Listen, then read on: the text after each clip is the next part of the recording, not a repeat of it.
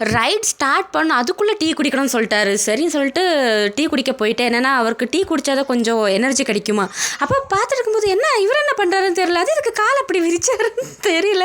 யாருக்காச்சும் தெரிஞ்சிச்சுன்னா ப்ளீஸ் கமெண்ட்டில் சொல்லுங்கள். அப்புறம் மார்னிங் சூப்பராக ப்ளசண்ட்டான ஒரு மார்னிங். அண்டு கோயம்புத்தூர் ரீச் ஆகிட்டோம். ரீச் ஆனதுக்கு அவங்க 2 ஃப்ரெண்ட்ஸும் நாங்கள் மீட் பண்ணிட்டோம்.